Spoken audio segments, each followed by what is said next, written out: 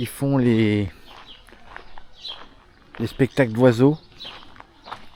Durant le vol des oiseaux, rester assis, ne pas manger et ne pas franchir ce panneau. Je pense que là c'est un peu des sièges. Mais là-bas, bon, il y a de quoi faire. Ah, ça monte.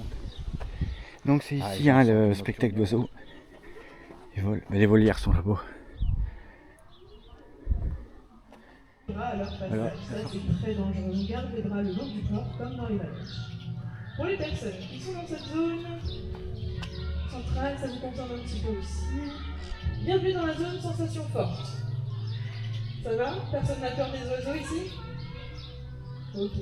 Eh bien écoutez, messieurs, dames, bon courage. Je compte sur vous pour baisser la tête au passage de nos vautours. Vous allez voir, ils ne feront aucun effort. Et pour tous, je vous remercie de votre attention et je vous souhaite un agréable moment car nous allons pouvoir commencer. Ça commence seulement. Avec des Elle premiers a donné oiseaux toutes les consignes. timidement nous rejoindre. Je sais pas si on l'entend. Celles qui ouvrent le bad, ce ne sont pas des rapaces. Voici nos petites tourterelles.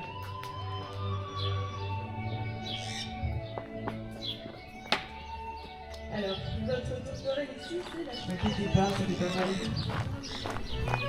Et donc dans la nature, il se balade au sol avec ses petites pattes pour trouver à manger. Et vous l'entendez passer au-dessus de votre tête, la tourterelle, elle est loin d'être discrète. Faut dire qu'en fait, elle a des toutes petites ailes, comparées au poids et à la taille qu'elle fait. Et donc ces petites ailes, eh bien, elles sont très musclées pour lui permettre de s'envoler rapidement, car si cet oiseau ne mange que des graines, il est malheureusement prédaté. Ça veut dire qu'il va être mangé par d'autres oiseaux, des oiseaux bien rapides que vous connaissez, tels que le faucon, va se nourrir de tourterelles. Donc elle a intérêt à se mettre à l'abri en vitesse. Des grises aussi. Quand elle est blanche, elle est appelée la colombe, et elle est l'oiseau du magicien, symbole de paix et de liberté. Avec un petit rapace bien connu de nos villages. Voici la chouette effraie. Ah, une chouette effraie. Ouais, ils sont loin, j'espère que ça se voit quand même. La chouette effraie est aussi appelée la chouette des clochers. Chouette des clochers, voilà. Un petit rapace qui aimera vivre dans vos granges, dans vos greniers et dans le clocher de vos églises. Elle est très commune, on la retrouve vraiment partout en France et partout dans le monde. Vous attendez aussi dans son nom, c'est la chouette effraie. C'est la chouette qui fait peur. Effectivement, au Moyen-Âge, lorsqu'on entendait le bruit de pas dans le grenier et son chuintement, eh bien, il y avait de quoi s'inquiéter. Elle était associée au diable et à la sorcellerie. Elle était alors capturée et clouée vivante sur la porte des granges. Pratique barbare, je vous l'accorde, complètement révolue aujourd'hui, car cette chouette, ainsi que tous les rapaces en France, sont protégés.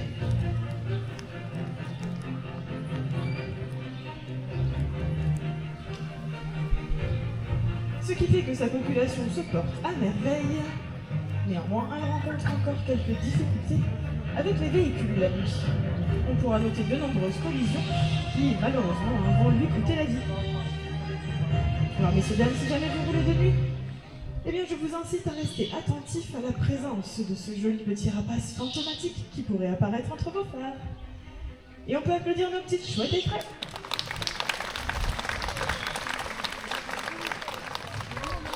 Car elles vont maintenant laisser place à leurs grands cousins. Oula, les grands cousins. Avec pour un premier passage, notre hibou grand-duc d'Amérique, appelé aussi grand-duc de Virginie. Alors, avec moi, c'est un petit jeune. Il n'a que 3-4 mois. Il est à taille adulte. Néanmoins, son plumage n'est pas encore terminé. Et surtout, il est en apprentissage. Je crois qu'il n'a jamais vu autant de monde. Alors, on va voir s'il accepte de nous faire quand même quelques petits vols. Je compte sur vous pour faire les statues. Ouh, bel atterrissage.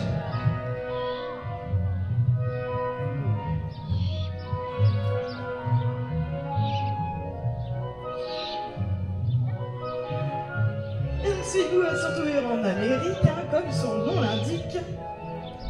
Il chassera des gros rongeurs. Regardez la taille des pattes.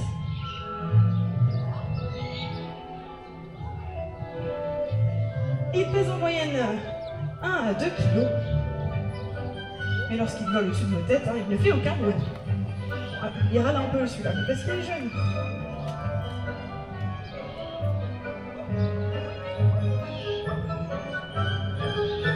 Il passe vraiment à des gens. Et un dernier appel pour notre bounty national.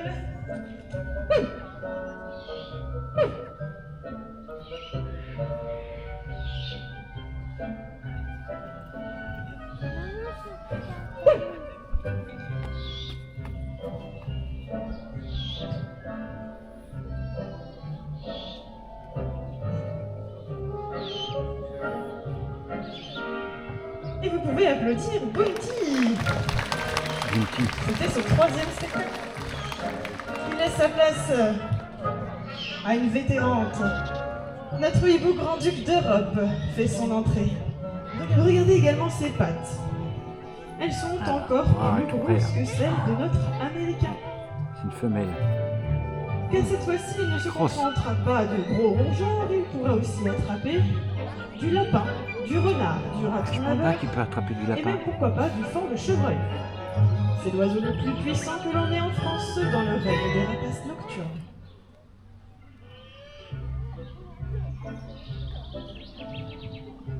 Et ça fait la taille de 3 lapins, alors forcément ça mange les lapins. Et voici enfin le hibou grand-duc de Sibérie. Grand-duc d'Amérique, le grand-duc d'Europe. Et là c'est le grand-duc de Sibérie là. En moyenne, nos hiboux ici vont peser entre 2 à 5 kilos pour madame. Jusqu'à 5 kilos qu'elle pèse. On constatera la différence de couleur entre nos deux hiboux, du fait que celui-ci préférera alors vivre dans les zones sibériques, où les forêts sont bien plus claires, pour pouvoir s'y camoufler à nouveau. Observez bien les gros yeux de nos hiboux. Dites-vous qu'il faut quand même un tiers de la taille de sa tête. Ça veut dire que si nous on avait les mêmes yeux, on aurait des balles de tennis à la place des yeux, on serait moche. Mais lui, ça lui va bien. Oui, il les présente bien. Hein. Et ces gros yeux orange, eh bien ils sont fixes dans les orbites. L'oiseau ne peut pas tourner les yeux.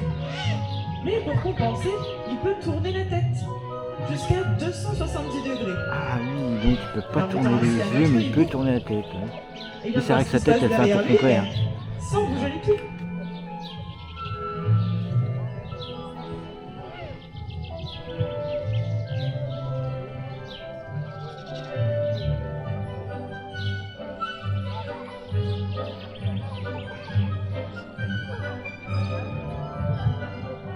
Et sur leur tête, même s'ils ne vivent pas au même endroit, ils vont avoir les mêmes caractéristiques. Sur leur tête, il y a des plumes qui dépassent. Vous les voyez? Ils atterrissent les pattes en avant. Ces petites plumes, ce ne sont pas des oreilles, attention. Ce sont des aigrettes. Ah, là, plumes décoratrices, les oreilles. présentes sur la tête des hiboux et jamais sur la tête des chouettes. Vous ferez maintenant facilement la différence. D'accord, les chouettes n'ont pas les petites plumes comme les oreilles.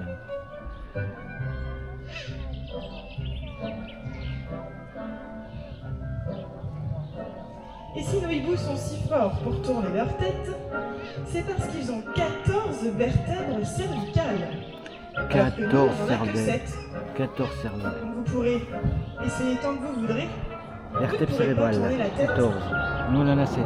Comme lui. Voilà, la violon. Et oui, je vois tout.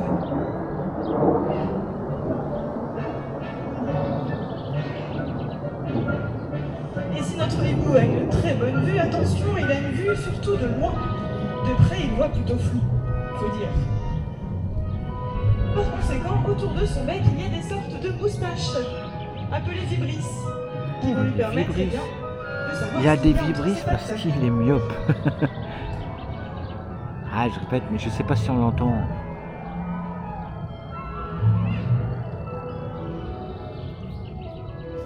De l'aigle royal. L'aigle Mais de elle est steppe. 2 fois plus petite que lui. Ici, notre femelle pèse 3 kilos. Là où l'aigle royal pourra facilement atteindre les 6 kg comme ici.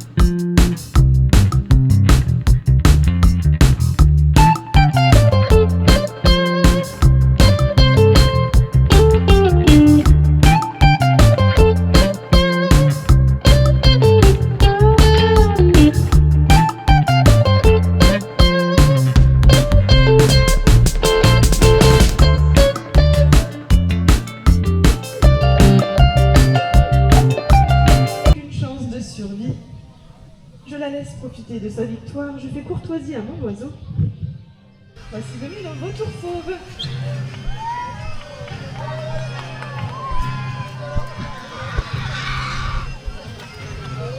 Allez, vautour, il a faim, lui. Il le suit. Ah, ils sont là-bas en haut.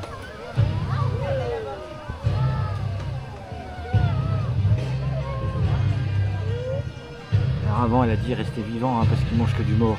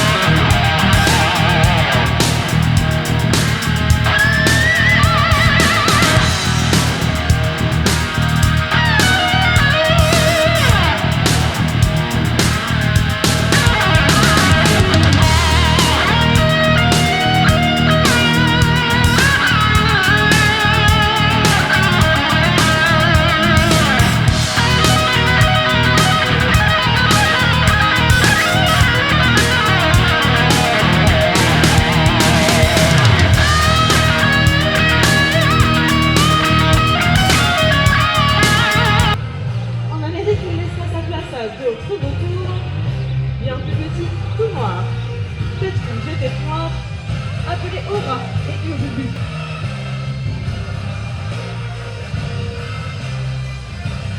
Tandis qu'il préféra largement nicher et vivre dans nos montagnes.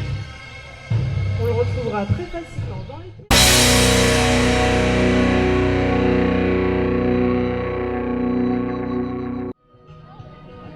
Vol des cigognes, mais ils vont loin. Hein. Il les laisse en liberté. Yarvlov.